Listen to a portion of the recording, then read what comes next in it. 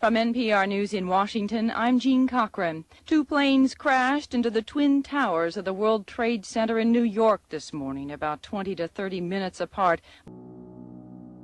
This is no accident. The United States is under attack. At 9:37 a.m. in Arlington, Virginia, a third hijacked aircraft, American Airlines Flight 77, is flown into the Pentagon. The country is in disbelief. Are there more hijacked planes in the air? And if so, where are they? United 93, Cleveland. United 93 at the Air Cleveland Center, ident, please. Hello, I'm Phil Perry. Today we're visiting with Jeffrey Varnes, who is the president of the Sun City Anthem Emergency Preparedness Group. Jeff, thanks for being with us today. Could you first of all refresh the memories of our audience on what happened on 9/11 in Shanksville, Pennsylvania? The United 93, Flight 93, was the final terrorist act on September 11th, 2001. The plane was en route from Newark, New Jersey to San Francisco, California, and the passengers on that plane were aware of the events of the day. So when terrorists overtook the plane, they knew what was happening. They knew it was highly likely that the plane was going to be en route to Washington, D.C. to perpetuate some type of action against our government. The captain, I would like to order to remain seated. We are warm aboard and we are going to back to the airport and we have our demand to please remain quiet. The passengers on that plane decided to take over the plane and thwart the terrorist efforts. And that's exactly what they did. And the infamous "let's roll" occurred on that aircraft. They entered the cockpit, attacked the terrorist, and the plane never reached where the terrorist wanted to go, Washington, D.C. Instead, it crashed in Shanksville, Pennsylvania, in Somerset County. That was an incredible, courageous deed that those passengers took on. And you were very involved in the memorial services and much of the after effects of the crash, correct? I was. My day began as the CEO of the American Red Cross chapter in York, Pennsylvania.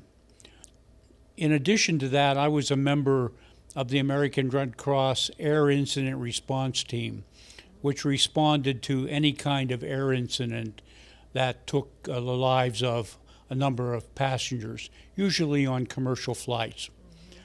When the first plane crashed into the World Trade Center that day, my wife called me and indicated that the reports were that a small plane crashed into the World Trade Center. So in response to that, as we are trained, I called our national headquarters in Washington, D.C., and they put me on standby to go to New York City for that particular operation. But then, as everybody knows, events spiraled out of control. Shortly thereafter, there was the second aircraft that crashed into the World Trade Center. There was a report and a rumor, it turned out, that there was a bomb outside the State Department. An aircraft, American Airlines aircraft leaving Dulles International Airport, crashed into the Pentagon. And then there was a report of the crash in western Pennsylvania. All of this happening in a matter of hours. And everybody in the nation wondered, when was it going to stop? The skies were completely closed, and so everybody was frozen in place except for ground transportation. I received a call from our national headquarters that my assignment was being changed from New York City to Shanksville, Pennsylvania. And so we had begun to prepare for my travels to New York, but then I drove to Shanksville that afternoon. It was a beautiful day with white puffy clouds in the sky, and as I traversed across the Pennsylvania Turnpike, I called the national headquarters and asked them what was my job going to be there? And they said, you're going to direct the operation. So when I learned that I was going to be directing the operation, all my thoughts completely changed from being a member of a team to be a leader of the team, and the things that I would have to begin to do to get that operation underway. Tell us what happened when you arrived and what the scene was at the time. Well, when I found out my job was director, it wasn't my job to go to the scene. It was my job to go to the chapter and begin to plan how we were going to respond to the activity. So I got a full briefing in Johnstown, Pennsylvania, which was our chapter headquarters there. And I began to reach out and make arrangements for where our headquarters might be, what kind of communications we were going to need, where our people were going to stay, and what the next day was going to be like, because I knew that events were going to move very quickly. And one of the first things you need to do is set up your base of operations, how you're going to communicate, and then begin to deploy your people. And it was a new experience for me because other than Oklahoma City, with the Murrah office building bombing, I had never worked a crime scene with the FBI before. So it was a new experience for me. And in addition to working with the FBI, I had to work with the National Transportation Safety Board, the NTSB, who's responsible for investigating all aircraft. But because it was a crime scene, the FBI was in charge. The Red Cross was involved in a variety of services that we provided to a number of constituents. First and foremost were the families of those lost aboard the aircraft. They were brought into Shanksville by United Airlines, and as a subcontractor of the National Transportation Safety Board, we were responsible for providing mental health services and spiritual care services to the families of those who lost loved ones aboard the aircraft. While the FBI and the other law enforcement activities have employee assistance programs, most of the FBI agents were not comfortable going to anybody associated with the Bureau because of the fact there might be a record that they needed to be debriefed. It was quite comfortable for them to engage with American Red Cross workers because we kept no records. We just were willing to listen to them as they talked. So that was one phase of our operation. The other phase was to work at the mortuary. Mortuary workers were brought in from across the country, and we provided mental health and nutrition services to those workers who perhaps had not faced mass casualty situations before and had to work to identify bodies in the shape that they were in. Finally, we were responsible for putting on 2 memorial services for the families of the loved ones. And I say 2 services because there were people who could come from the East Coast within a day's auto travel, but for several days there was no air flying between anywhere in the United States. So people from the West Coast couldn't come to Shanksville to participate in the service, the first service. So we had to have a second service and even arrange to have a audio conference with families who were still in Hawaii. And there were Japanese families involved as well. So when they were brought in, we needed to be sensitive to the mourning customs of the Japanese versus the mourning customs of American citizens. So that was a challenge too, to begin to understand the different variety of observations of mourning that we would see.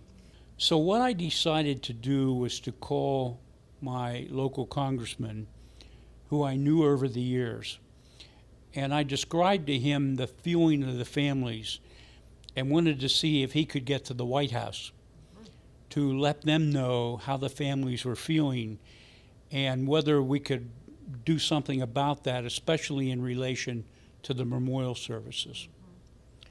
So the congressman was able to go through the congressional liaison to the White House, was able to convey the message to the White House, and they were very interested in correcting this situation.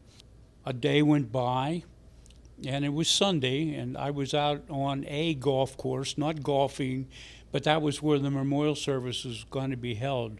That began a whole series of events with my communications with the White House regarding the visit of Mrs. Bush and subsequently the visit of Mrs. Cheney. That included at least 3 conference calls with the White House and substantial discussion with United Airlines and other folks about the events that we were about to engage in. That must have been fascinating working with the White House and the first and second ladies. It must have been an incredible experience for you. It was. I was really surprised that as I was on conference calls with high-level White House personnel, they actually wanted to hear my point of view, and they actually listened to the advice and suggestions I made.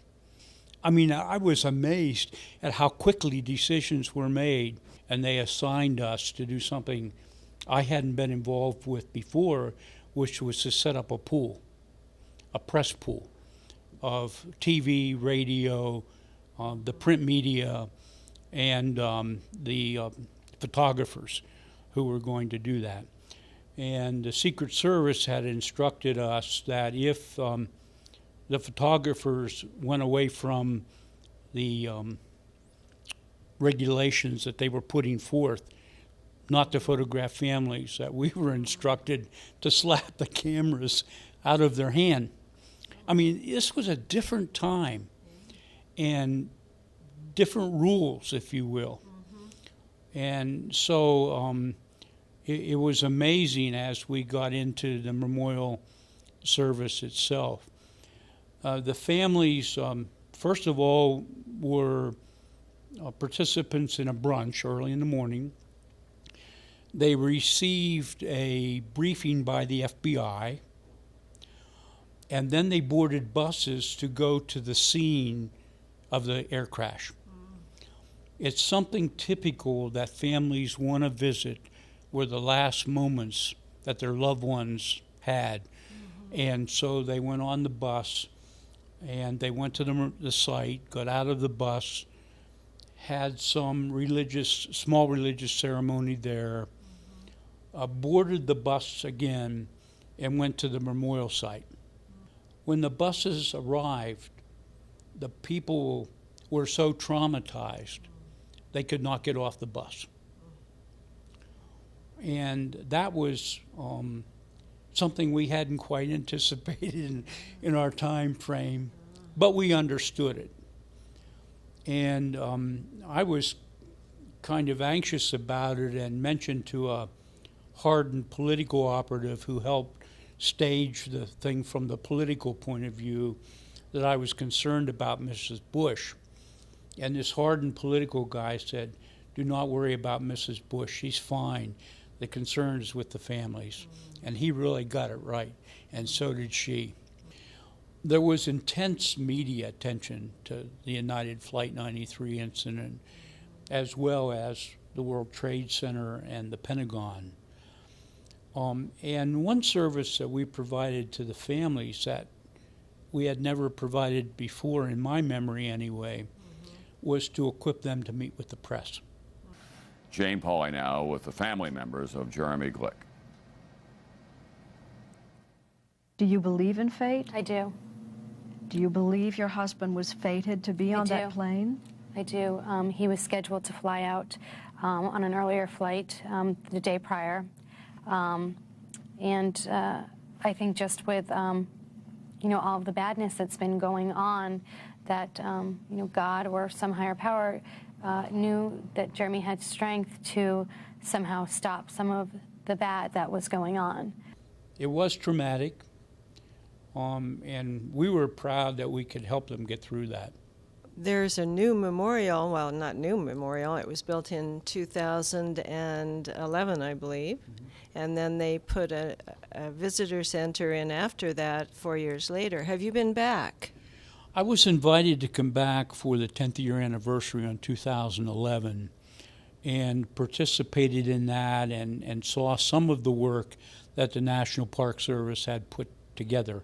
I have not been back to the new visitor center.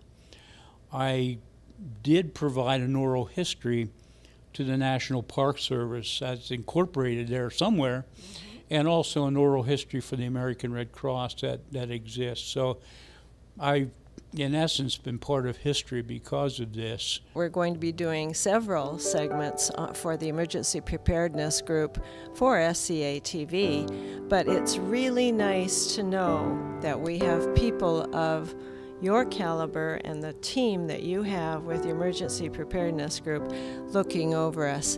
And we'll come back really soon. Thank you so much for being with us today. And we're going to visit some more on some other subjects in the near future. Thanks, Jeff. You're quite welcome, and thank you for having me. This is Phil Perry with SCA TV.